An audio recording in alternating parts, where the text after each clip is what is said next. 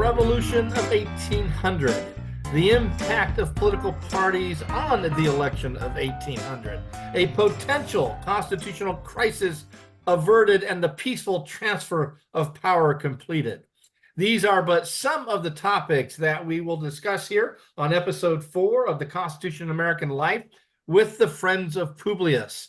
I am David Richmond, your moderator, and with me, as always, is Professor James Michael Williams, Professor of Political Science from the University of San Diego, Professor Chris Kavanaugh, nationally renowned civic educator from Bismarck, North Dakota, and batting cleanup is Professor Tim Moore from the Center on the Study of the Constitution at the University of Wisconsin-Madison. Before we get started, I think it's important to note that we are but 18 days away from the beginning of what may be one of the most interesting baseball seasons in decades, as pitchers and catchers report on February 9th. It's also important to note that during this week in 1857, the National Association of Baseball Players was established, which was the first major steps towards establishing baseball as America's national sport and eventual pastime. Little bit of historic knowledge there. One of the most important topics being discussed in chat rooms and on social media sites these days is the upcoming election of 2024, and what kind of election is it going to be? Are we going to face some similar chaos as we did in 2020? If indeed President Biden were to be defeated, are we going to have a peaceful transfer of power? Hopefully we all know that the last presidential election and its aftermath is still being adjudicated in courts as we attempt to figure out how our constitutional system guides us through such challenging times. The first of those great challenges was 1800, which pitted Thomas Jefferson against John Adams, but eventually posed a small crisis as a flaw in the electoral process was revealed when vice presidential candidate Aaron Burr tied Thomas Jefferson in the electoral count, and the House of Representatives had to decide the final outcome. So let's turn to the concerns, outcome, and legacy of the election of 1800 by beginning our exploration with the political scientists to provide some framework for our discussion. So, Professor Williams, we always turn to the political scientists when we want a far more structured understanding of vocabulary, hopefully in chart form here. And that is, the term revolution is mentioned 3 times in the question that students have to deal with. So before we go any further in our conversation, I would like to see if we can develop a consensus on what the term revolution means in the political context and the context of this question. What are your thoughts? Sure. I have a feeling you're setting me up right now, but I'll go for it. No. And I'm interested to see what Tim and Chris have to say from their historical lens on this. But for political scientists, revolution has a pretty narrow and distinct kind of definition. So it's when there's an overturn of power, there's a change in the overall political or economic structure. Sometimes these happen very quickly. Think of, or relatively quickly, the American Revolution, the French Revolution. Sometimes they happen more slowly, right? Like some people think about English history as being a slower revolution starting in 1688 and then gradually moving forward. But it really is, I like to think about regimes, like regime types. So you have a regime type that could be democratic, it could be authoritarian, and revolutions really change that regime type. So to the extent that that's how a political scientist would see a revolution, and I know we're going to get into the details of the election here. I mean, my first cut at it is probably maybe Jefferson was being using that term metaphorically. Maybe it's hyperbole, kind of like the way politicians will say this election is always the most important election ever, every 4 years. Because by any kind of definition, and I did actually some checking through some of our peer-reviewed journals, some searches, looking to make sure I didn't miss something. Like, did someone write about the election of 1800 as being a revolution? And I couldn't find anything in the scholarly literature. So I think it's more of like a term of art. And again, I don't want to step on what we're going to talk about later. I think there's a reason why Jefferson uses it. I don't think he's wrong to use it in that time period, but given today's standards, I don't think we would refer to it as a revolution. Well, and again, my understanding of revolution is to some degree, given again, revolution implies, in my mind, significant change. Right. All right, it's different from reform.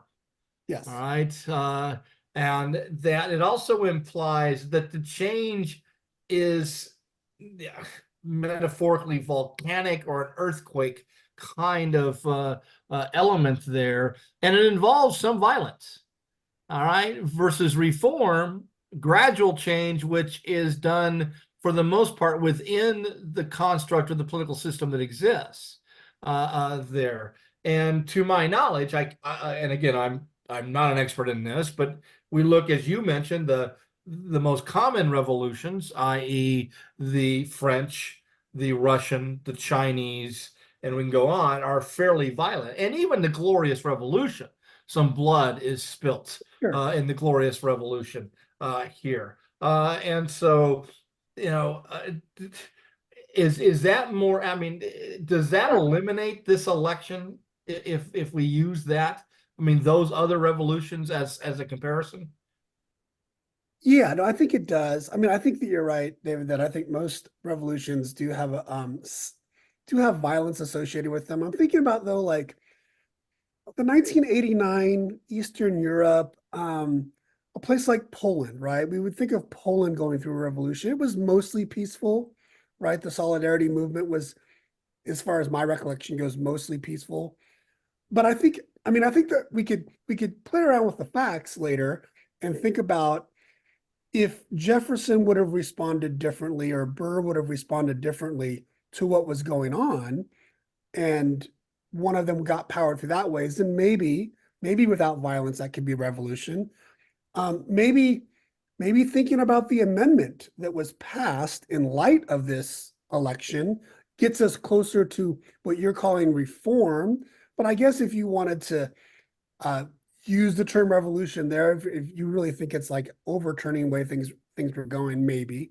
But yeah, I think the students should be cautious about throwing the word revolution around without looking for some violence, about looking for a real change in the nature of the system. So to the extent that the American Revolution was about overturning a monarchy and adopting a republic, even with all the flaws, even with how imperfect it was, that's where the term revolution applies. France and getting rid of the monarchy and establishing a democratic regime. Russia getting rid of the monarchy, establishing a communist regime. Those are typically what we think of when we think about revolutions. Well, I think we use Crane Brinton in my global class, and we do his four stages and trying to get the students to understand the four stages.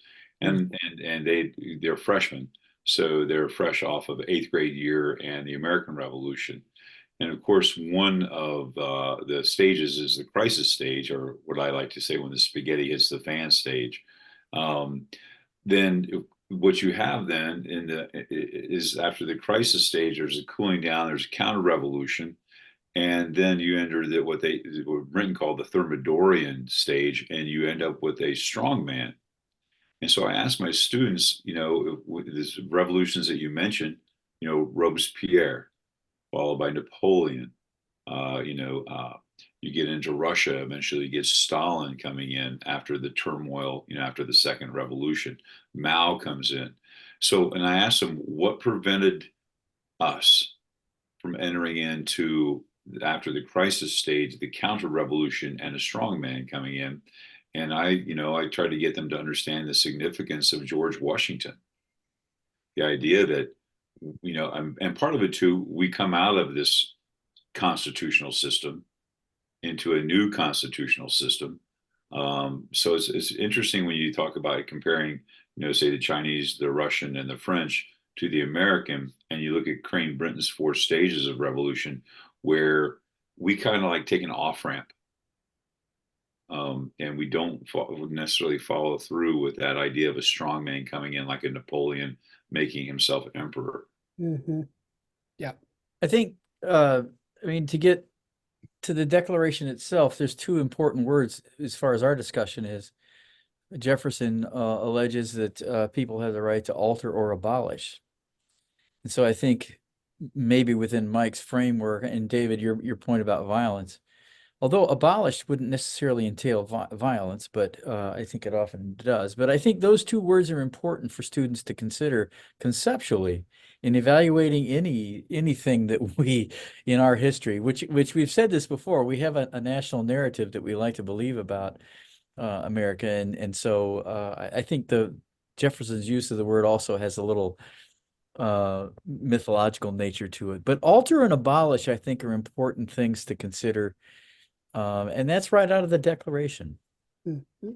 Well, Professor Kavanaugh, let's give Mr. Jefferson a grade here. Was he in? Do you agree, Chris, with Jefferson's historic claim and label regarding the election of 1800?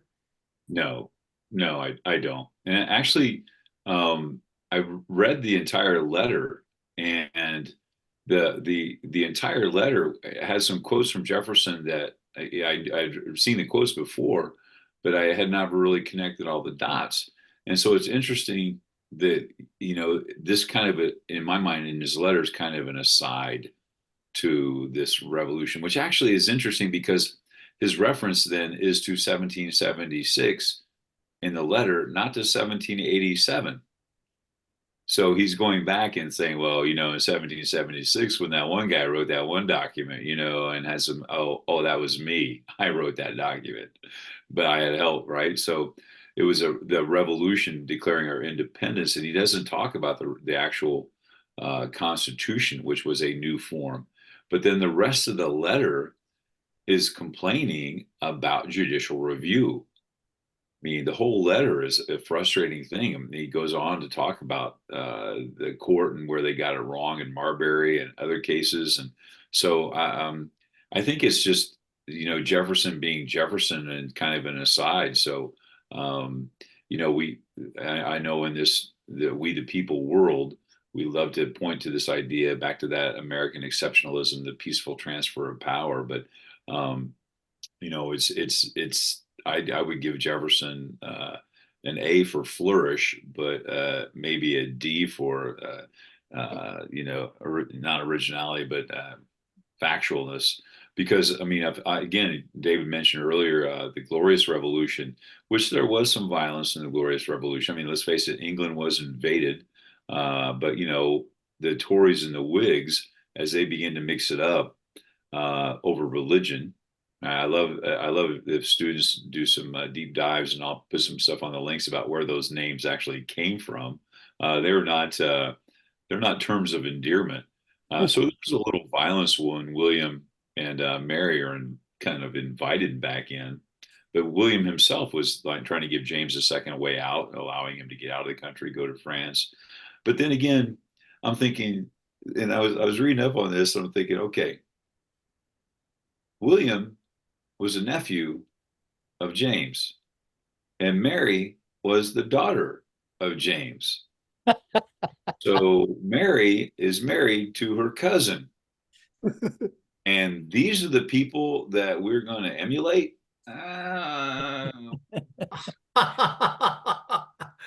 Just, it's kind of like, well, I apologize for stepping out for a minute there. So I want to check because I missed a little bit of your conversation there, Chris. But I did hear about the Whigs and Tories. If we go to the 18th century, aren't there shifts, i.e., from Tories to Whigs without violence? Yes, because what's happening, gosh, going back, James is trying to when he's fleeing, he takes the great, what do they call, the great seal, and he throws it in the river to try and keep Parliament from meeting again. It's like, so this really becomes the sorry students, this urinating contest to a head between the king and Parliament, and Parliament's going to come out ahead. And so you move into a time of more what we would call modern politics, and it's just back and forth with the Tories and Whigs and who's going to have control, because you had some moderates, you had extremists on both sides, but you have elections and House of Commons, House of Lords, who's going to control it. And of course, we're going to put, the English Bill of Rights comes in as part of the deal. 1689, ratified 1689. You want the crown, very good. You're going to accept this. And so it establishes, I would say, parliamentary sovereignty over the king.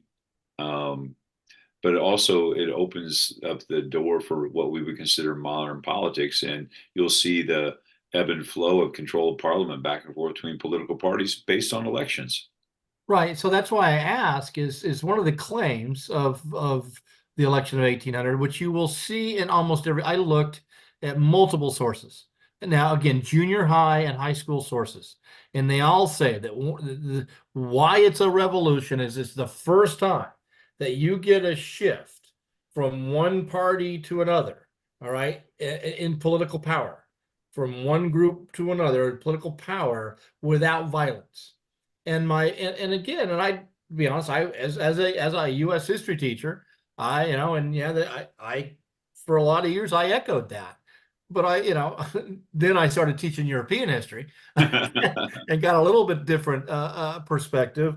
And part of me, and I know it's not, I don't know if it's apples and oranges. I know it may not be apples to apples, but it seems to me that England has changed ideological or political affiliation power, all right, in some elections in the 18th century that predate the 1800 election. So doesn't that undermine the whole claim here? Oh, I agree, David. As I said, I think when you stepped away, you asked me what grade I would give Jefferson. I would not give him a very high grade, because I think part of it is just a flourish. It's just a rhetorical flourish. And again, as I mentioned just a second ago, in the letter, he refers to 76. He doesn't refer to 87. That's critical. I think that's absolutely critical, Chris, that you mentioned this, because I would agree with your assessment grade-wise of Mr. Jefferson. But I think this is like the good old days. If we can have this event in 1800 in some way linked to the virtuous revolution, and so I think the use of the word harkens back to the good old days, but it also is like there's going to be tremendous policy changes, which doesn't make it a revolution, but it certainly means there's tremendous policy changes. So I think his use of the word is actually quite well placed, because that word, the revolution, harkens back to 20 years, 30, 25 years earlier, where there's this mythology about the virtuous founders. So I think he invokes that word for a very deep quasi cultural religious reason to tap into that. I'm wondering, it seems to me like that the party, one can make the argument that because of what happens in 1800, the two-party system is kind of born out of that, like it crystallizes from that. So it's an interesting claim that, did the two-party system, I guess, pre-exist, or did it really come after this? Because then even making the claim that it was a revolution because it's when two parties transferred power, it's kind of maybe thin ice, because there weren't these identified two distinct parties, really. It doesn't seem like, right? Yeah. What do you, you historians, am I on the right track? Well, here? yeah, Bernard Bailyn wrote a wonderful little book on the origins of American political parties, and he goes through the here's option one, here's option two. So he deals with the and most I think history books in high schools would say the political party system was born in the 90s, but he says, nah, maybe not. Maybe it was Federalist, Anti-Federalist. Maybe it was Whigs and Tories in the Continental. I mean, the first Continental Congress was very divided on the issue of independence. And then Balin goes back even, the birth of the American political parties were Whigs and Tories in England. So, so he tracks through the ideas within these different iterations through time. And so that's always the historian's parlor game as to when did American political parties start. I think most people think the 90s. I have a tendency to think the First Continental Congress, where you've got tremendous differences of opinion about what to do regarding fight, but stay within the empire or fight for independence. I would see it in the early 70s, really, as the origin of political parties. So to your point, I would say they predate the 90s. But going back to the actual quote, he's talking about the form, right? He says that they contain the true principles of the revolution of 1800, for that was the real revolution, and the principles of our government as that of 76 was in its form. So yeah, okay, we're declaring our independence, but we had a constitution articles, right, that actually dated after 76. And you talk about a change in form. I'm going to go 1787 with the writing, and then 1788 with the ratification. But again, he doesn't even allude to that. That to me is revolutionary. When we go from state sovereignty under Confederation to a national government under the Constitution, that is without violence, even though there probably was a little violence between Fed and anti-Fed. But holy smokes, but Jefferson doesn't allude to that. So that's why I'm thinking, Well, Professor Moore, you kind of, addressed a little bit, you talked a little bit about policy. What I'm curious about as far as this election is what political constitutional policy issues confronted and divided America in that year 1800 that led up to this somewhat chaotic election. Well, I often use the analogy of straws on the camel's back. It's like one straw is not going to break a camel's back, but you keep adding and adding and adding and adding. I mean, that's the what caused the American Revolution. You just keep adding one bad policy decision after another. And voila, you have the American Revolution. So I think the straws on the camel's back might be an appropriate way to think about the 90s. And I think it might be interesting to parse out the difference, if there are.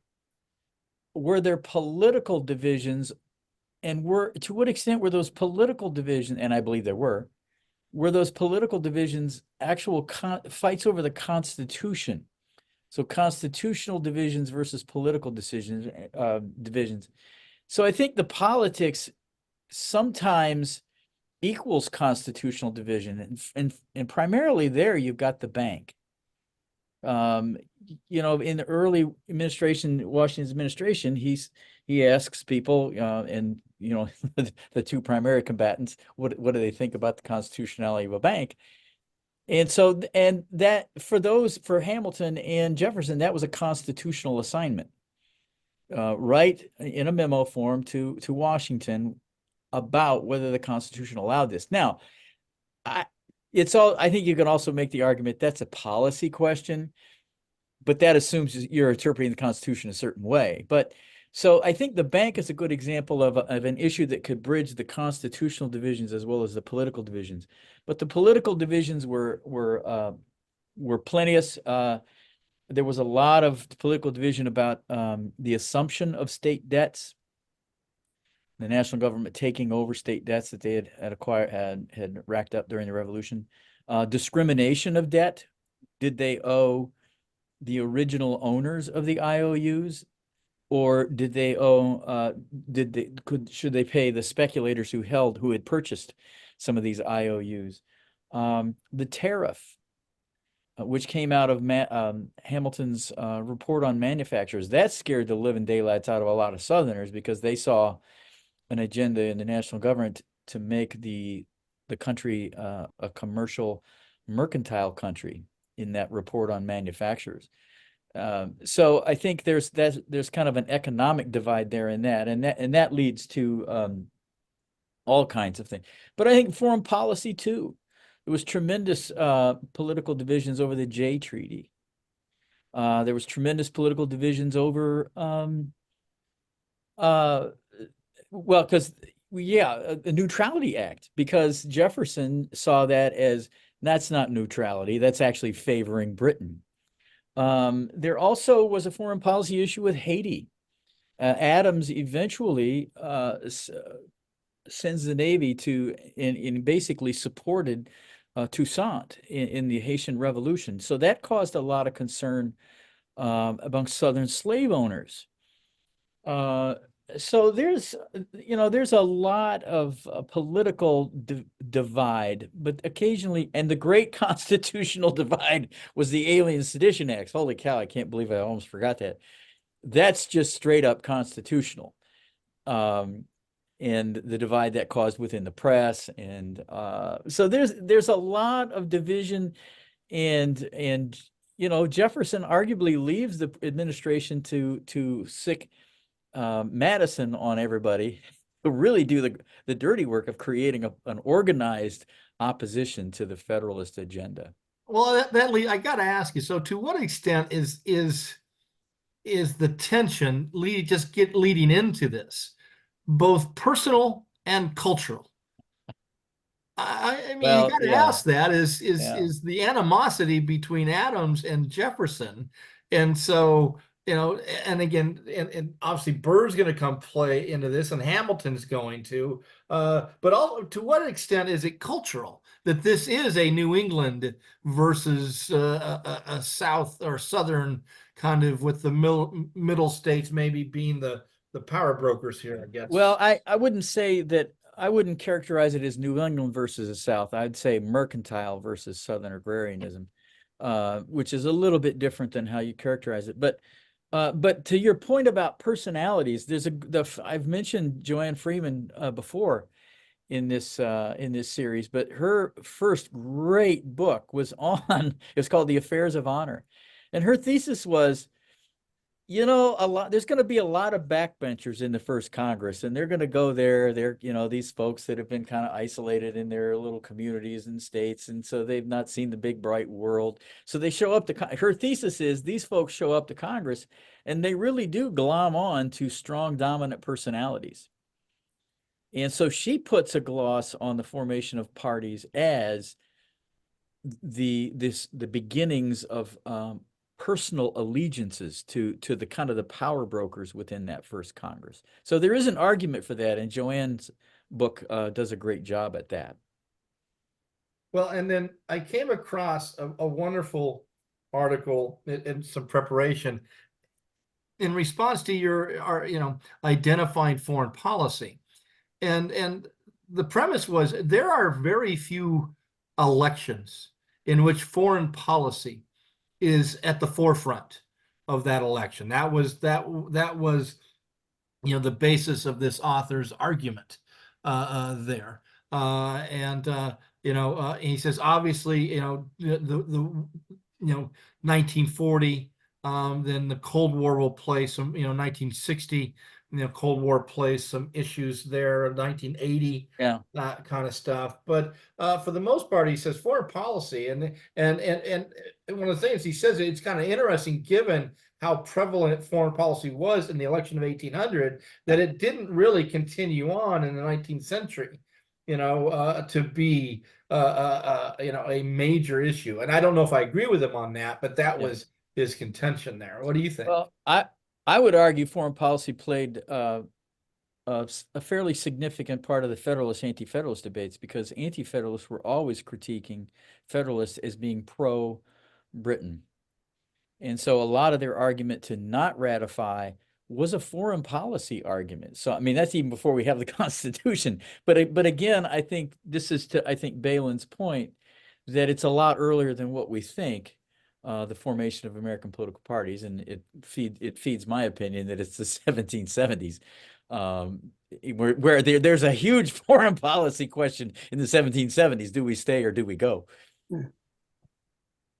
So, Professor Kavanaugh, I, and this is, I'm going to reveal my ignorance and the necessity I should be slapped around for being a bad history teacher, because I obviously taught this, but I never looked too deeply into this notion of the Revolution of 1800 until this past week, and just looking at the question, and when I see that Jefferson doesn't say this until 1819, all right, you kind of go, and that in fact it was Jefferson, because I always thought it was some historian or somebody, you know how they work and need to put labels on things. So I'm wondering what yes, come on, age of Jackson. Why does Jackson get an age?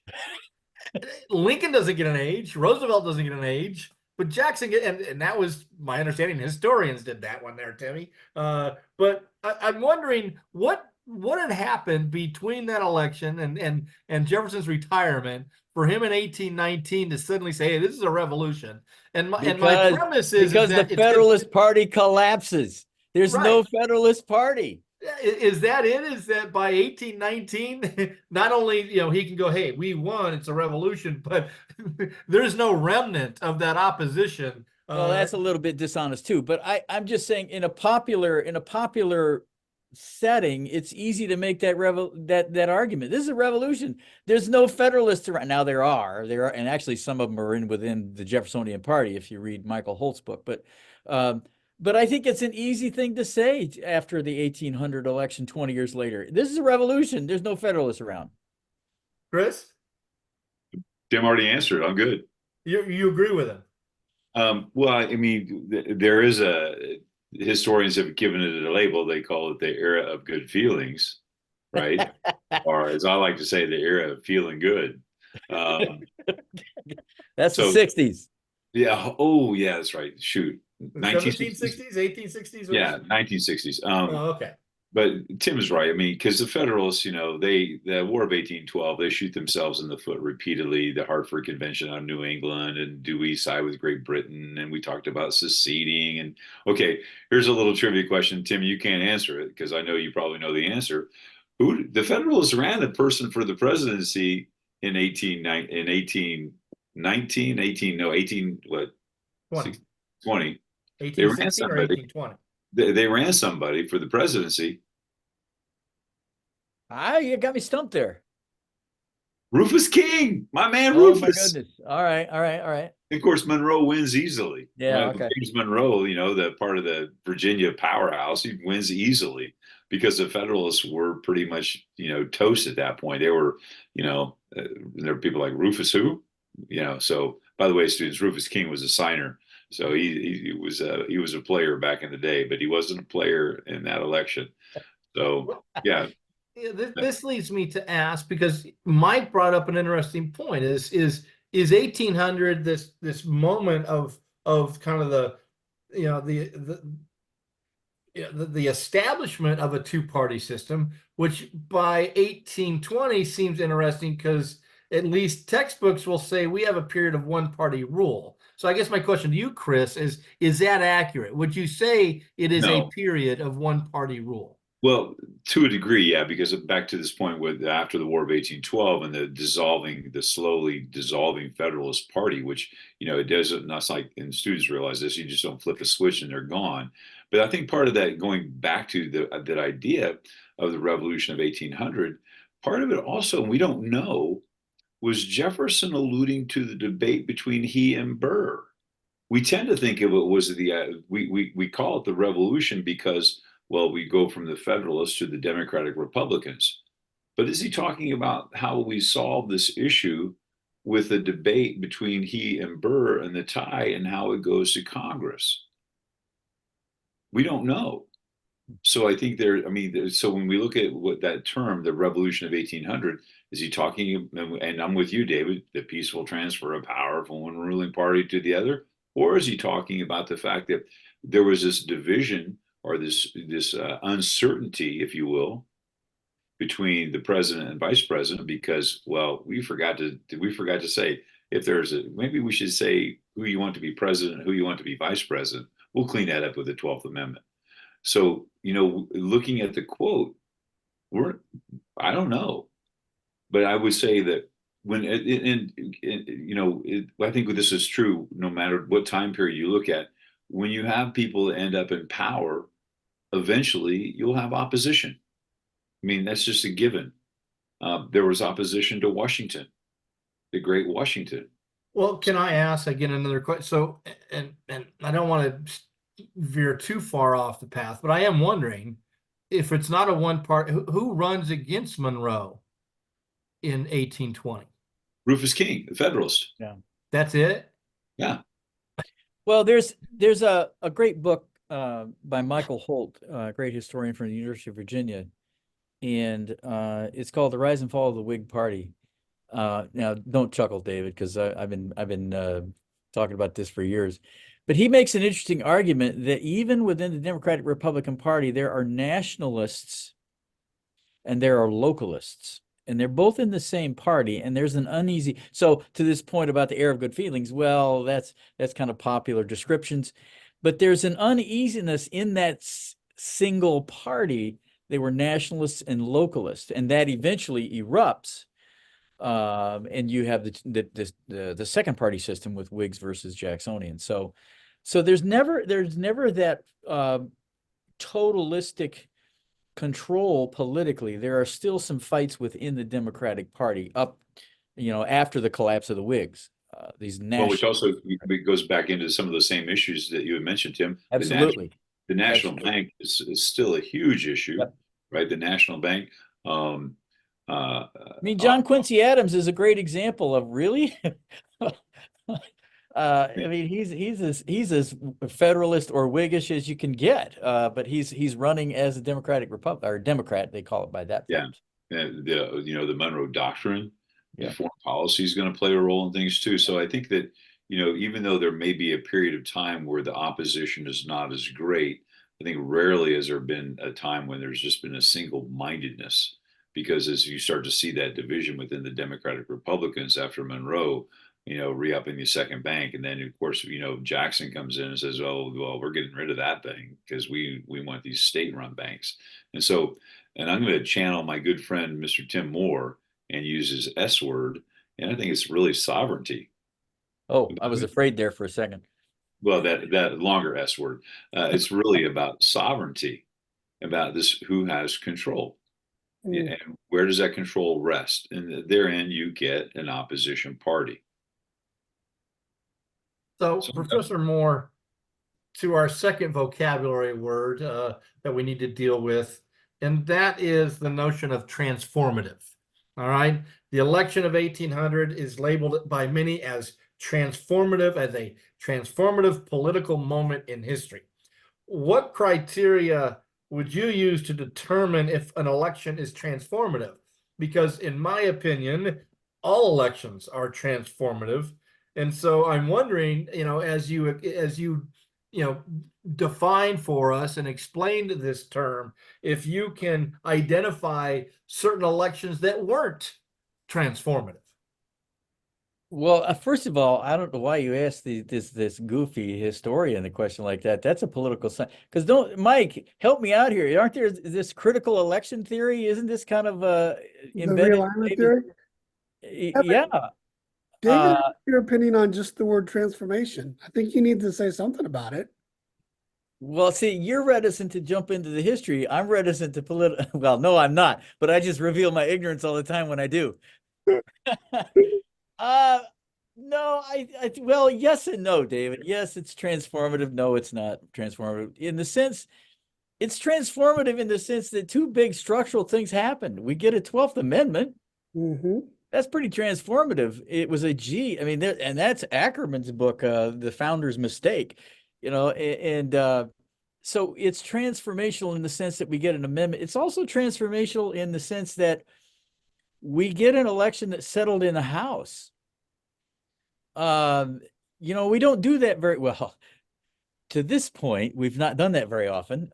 So I think that's a key thing to remember, that it's settled after 35 ballots, 36 ballots.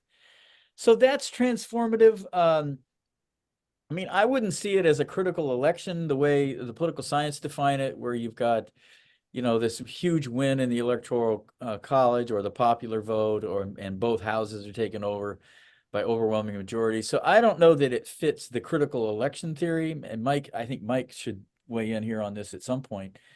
But there is a policy shift. I would urge students to really look at Jefferson's second and third paragraphs of his inauguration, where he lays out, and you know, the throwaway line in the speech is we're all Federalists, we're all Republicans. Well, BS. You look at what he's suggesting his administration's is going to be about. It's not Federalists. It's very different. So there's tremendous policy changes that will take place and did. But does it fit this transformative? I have my suspicions there. I mean, Mike, does this election Yeah, fit?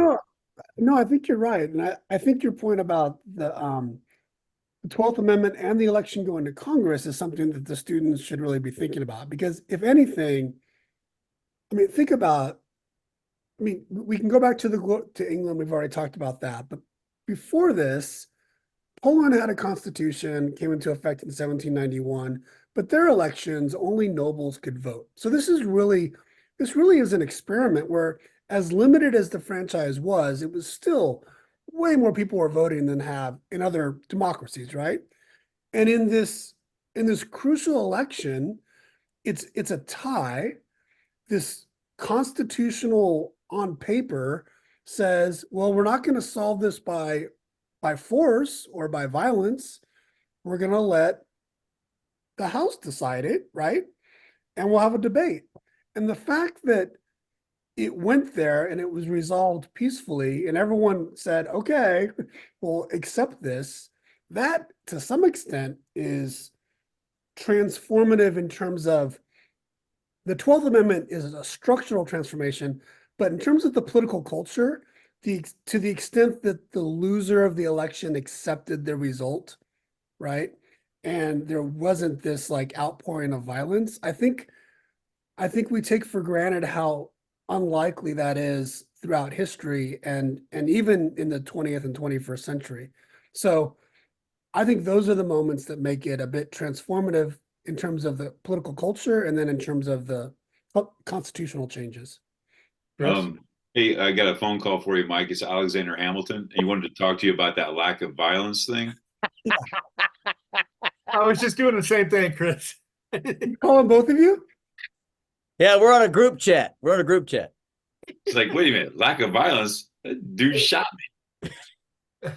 Dun, dun, dun, dun, dun. But Okay, so I'll love to hear this from the historians and the political scientists. I mean, this idea of policy, doesn't every election lead to a policy shift? Even if we have a Republican following another Republican, we still are going to see policy shifts. So thus I get back to my thing. Aren't all elections? I don't know. The historians call the late post-Civil War, the political stalemate era, where there were very thin wins for the executive, and there wasn't a whole lot of changeover in the House or the Senate. So those elections didn't seem to change policy much. Okay, so to my question I asked you initially, if you had to identify elections that weren't transformative, all right, you would say what, between 1872 and 1904, not a lot of transformative elections, or I'm going to say I don't think so. Yeah. Mike? 1872 is like, what were the years again? Well, again, here, see, my contention is, Professor, follow along, focus. My contention here is that all elections are transformative, especially based upon the criteria you guys. Yeah, are some more? I guess. I mean, I would argue that the one transformative that I'm going to identify is 1932. All right, to me, that's transformative, both in policy, constitutional, cultural. Probably the most transformative, in our history. All right, I might argue. Isn't that why, Mike? That's why they call these are critical election theory, right? 32 is all. That's a realignment election. Yeah. Yeah. Right. So I'm wondering, are there elections that aren't transformative, either in a policy way or a cultural way or something? And Tim seemed to say that post-Civil War, all right, where we don't have any president that's going to stand out, all right, that we have large memorials there. Chester A. Arthur is not on on currency kind of thing, you know, so that we have this period 1872 to you know, or no, is 1876 transformative? Yes, yes, yes, yes. 76 was transformative because of the Compromise of 1877 that Sure. ends Reconstruction and ushers in Jim Crow. Transformative. And Okay. all the gains that were made during Reconstruction are just flushed down the toilet. I guess Okay. I So was we thinking get, more like 80s and 90s Gilded Age with the stalemate thesis. But So so Dave, okay, so we'll go to 1880 to 1904 because clearly the election of the re-election of Theodore Roosevelt, all right, affirms a transformative period sure. in our history. So that's why I'll say it's not the election of McKinley, but it's the Dave, election of Dave, let me Roosevelt. ask you a question. How would you feel like, say Reagan's reelection in '84? Because it's a continuation. I think of the when you have an incumbent that's reelected for that second term, and you really enter into that, continuation of policy before they get into the, thinking about my, my legacy kind of stage. So I think sometimes when you think about second terms, yeah, presidents are not nearly as, well, consequential or transformative, to use the word. that's right, Chris. And I would say even probably more telling is like maybe even the election of 1988 with George Bush taking over for Reagan as more of like a continuation. I mean, this is okay, David, I like your question. I have two things to say about it. I like your question because it's forcing the students to think on a to think either on a spectrum or whether to think in terms of binary dichotomy, right? So I think you're right. I think to say transformative or not is maybe not the best way to go. Maybe we need to define it in a way to think about a spectrum, maybe. But it also reminds me there's this book, and I didn't prep for this one, but Steven Skowronek wrote a book called the Politics Presidents Make. I have to look it up. And he argued looking at different presidents that he says were transformative or disruptive. And he points out the few, and I can put this in the show notes at the end. He makes this argument as we get into the post-World War II period, as as we get more agencies, as government gets thicker and thicker and thicker, that it's Yeah. harder for presidents to be transformative, right? And he, in his book that he wrote probably in the mid 90s, he says that Reagan was the last one because of the way Reagan reshaped the federal bureaucracy and politics and stuff. And he kind of argued after that, it's really hard for presidents to make these radical changes because they're going against bureaucrats who can just stop the change, right? Yeah. Or make it more limited. And this is even before we had the polarization that we have today, where it's even hard to get things through Congress. So I'll have to go look at my notes of that, and I'll put the book into the show notes. But yeah, I see where you're going with this, and I think it's good for the students to be thinking about putting this on a spectrum. One more thing for students to think about. Obviously we're focusing on the presidency, and we can't forget about Congress because you can't and as Mike was alluding to, not only with executive agencies, you can't transform things unless you get the support of Congress. We used to think about divided government being the executive the executive branch was of one party and Congress was controlled by another. That's what we used to call divided government. So I think it shows us how, executive centric we are in our viewpoints about this idea of transformation in terms of politics. But Congress has got to enter into the chat somewhere. Well, that's a great point, Chris, and one that I had not thought about. And I'm just wondering, can we identify a moment in political history in which Congress is the driver of the transformation? Sure. And the executive is really, just the stenographer, if we want to put it that way, I the would say clerk of it's that. 94 Newt Gingrich and Contract with America. Yeah, that pushed through a lot of change that Clinton was not leading. Clinton was following for sure. That is very, I had not thought about that. So I think we have a consensus. I'm glad you brought up, Chris, the second term notion, and you may have a point, but then I go back to Franklin Roosevelt. His Sure. second term is still transformative as he refocuses attention on different areas Yeah. than he did in the first term. Wouldn't you agree? Yeah, well, because you're talking about the New Deal, you think about the three R's: relief, recovery, and reform. Relief, obviously, you got to feed people. You got to feed people. You got to try and recover. So the idea of you got to get people jobs, and then of course we know that the reform stage does not go all that well. So and that takes time. So yeah, and I would just call it the entire FDR legacy is one of transformation. Okay, so then we go from FDR to Truman. Is Truman transformative in your mind? Um, to a degree, but then again, he's wrestling with Congress. I mean, he's wrestling with Congress, and as much as think about it, he has to use executive order to desegregate the military. He's wants a civil rights plank in the platform, which leads to the creation of the Dixiecrats.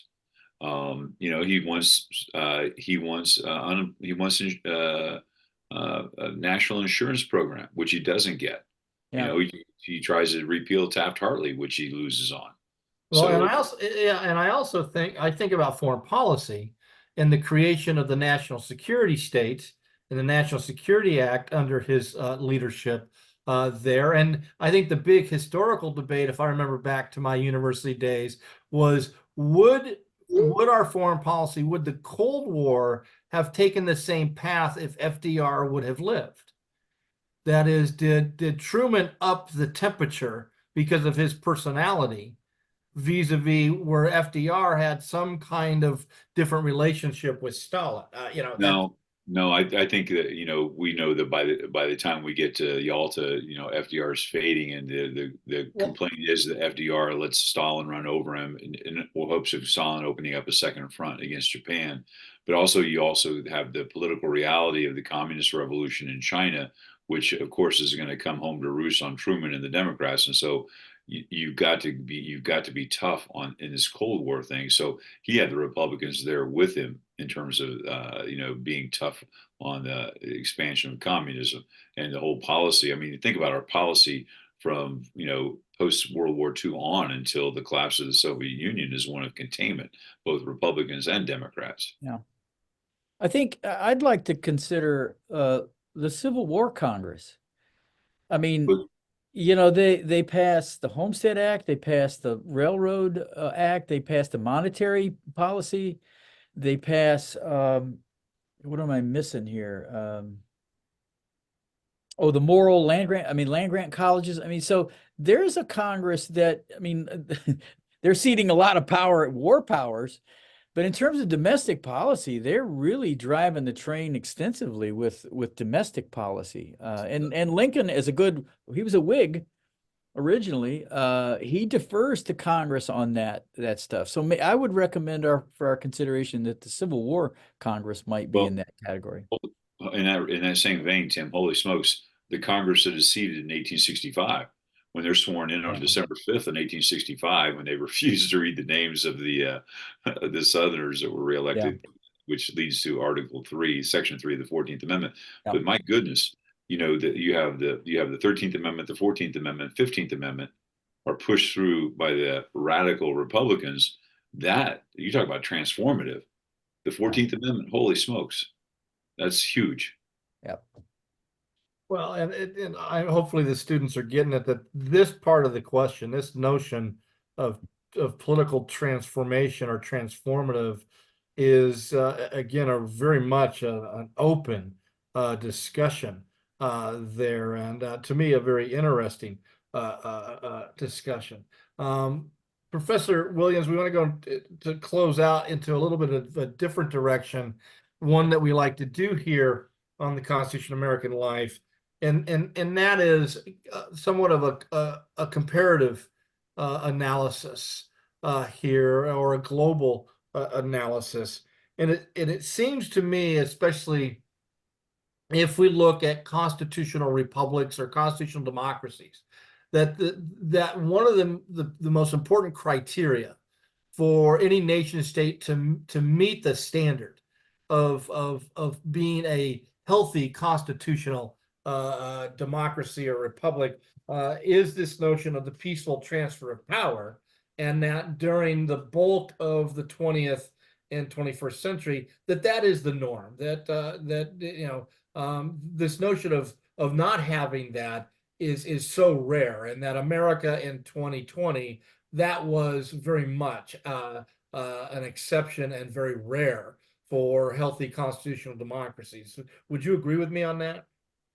Yeah, I would. I would probably I wouldn't date it as far back as, I don't know, 125 years ago. I would argue, I mean, what the third wave of democracy, as political scientists call it, kind of begins in Portugal in the 1970s, and that's when we really see this more and more countries becoming democratic. And the world was just very different all the way up through World War II. I mean, most places in the globe were colonized, and if they were having elections, they weren't having free and fair elections that we're thinking of. So it's not until the 1960s or 70s that most countries in the world are independent and free. And then we have this wave where we start having way more free and fair elections. I mean, but it does peak about 17, 18 years ago. There's been a steady decline in the countries having free and fair elections. And your question brings up another point of, like, I think free and fair elections, a transfer of power, is a necessary condition that students should be thinking about, but we shouldn't forget about the small L liberal part of it, right? And to the extent that countries these days, I'm thinking of, I mean, there are 50 countries in 2024 that are going to have elections, like some very, very important countries. A lot of scholars these days look at a country like India that has always been held up as the largest democracy in the world, and some saying it's not a liberal democracy anymore, meaning that there's going to be maybe transfer of power, not that Modi's going to lose the election, but democracies, when they get in power, if they're not protecting people's rights, like we're seeing in Hungary and Poland for a while, I think we should keep in mind the extent to which the transfer of power is important, but to what extent is your country also protecting the civil and political rights of everyone equally, right? And that's why we've said on this numerous times that the United States is not a liberal democracy until 1965. We're definitely not a liberal democracy in 1800. I would say we are an electoral democracy, and doing something very historic, although not a revolution, as we have established. So yeah, it is kind of the norm now, and it's even the norm of even autocrats, right, want to say that they hold elections and that they are free and fair. I mean, even Putin is going to run in an election, and he's going to claim that it's important. So to the extent that there's a norm internationally that elections are what you do to get power, even in places where they're not free and fair, that is what's happening today. But I would caution the students to think that that means that all good things come with that, because that's not necessarily the case. So I'm wondering, if we can go back just to look at the American experience and our focus on 2020. And I have wondered, because sometimes we all get into this perspective of the good old days and how horrible things are now, and they were so much better, in the past. And Tim's been talking about this book about the 1830s, 40s, and 50s, and how violent, I guess that might be an accurate term, American political culture was there. And I'm just wondering, was 2020 really that much of an outlier? I mean, wasn't 2000 a very unstable, chaotic, election and transfer? We can go back to obviously the 1860 there and talk about that. Mike, you're definitely giving me physical response there. You think 2020 was definitely an outlier? I wouldn't say outlier. I would say 2020 was different than 2000. I mean, I I remember I was with students at the inauguration in 2000. I remember coming across lots of people holding signs saying that Bush is not a legitimate president, right? That Gore had won. And it was all there was kind of giggles around it. I mean, people were holding up signs and kind of laughing, like, haha, like, Gore really won. But I mean, there was no violence, there was no threat of violence, there was nothing tense about it at all. And even at the inauguration, I was there for the inauguration in 2017. I wanted to go down and witness the historic crowds firsthand. And as we were walking through, there was violence at that election. There was, I mean, there was in the streets of DC, there was I don't know which groups they were, but they were there. They were protesting Trump's election, and there were fights. Police were being called out. There was a trash can that was on fire, and that was in 2017. So I think 2020 is different than 2000. Now, whether it's an outlier or not, I'm not saying that political violence is not part of our history, because I do think it is. But I think 2020 was, again, on this spectrum. It's something that is something that is not the norm for the way politics happens in the United States, at least in my opinion. Tim or Chris, any thoughts about that? Oh, I would say that 2020 is definitely not the norm, because think about what we're dealing with now. We have a Supreme Court case coming up early next month, whether or not the former president should be kept off the ballot. Never happened. It's never in our history has that debate happened. Has the former president ever been associated with an insurrection or rebellion that will keep him off the ballot? We've already had an elected official in New Mexico removed from office because he participated in the January 6th insurrection at the Capitol. So I would say it is, yes, has there been violence in our elected process? Yeah, absolutely. Absolutely. Obviously, there's no greater example of violence than the Civil War as a result of that election. But the idea that people actually stormed the Capitol and they tried to stop the process, I would say definitely. And now we have our former president, that the debate about invoking Article 3 of the 14th Amendment to keep him off the ballot.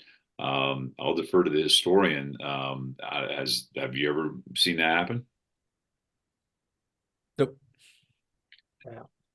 Well, I've always wondered how history would have played out. And I know this is not what we're supposed to be doing, but how would have history played out if Hamilton would have thrown his weight towards Burr and Burr becomes president in 1800? I wonder if in 1819 Jefferson would have described it as a revolution. There kind of stuff. That one of those great parlor games of the what if. That makes me think of one of my favorite political slams of all time was Hamilton. And for the students, hopefully that Hamilton and Jefferson were definitely not buddies. If you've seen the musical, but anyway, Hamilton in trying to sway Congress says, at least Mr. Jefferson has a pretense of character.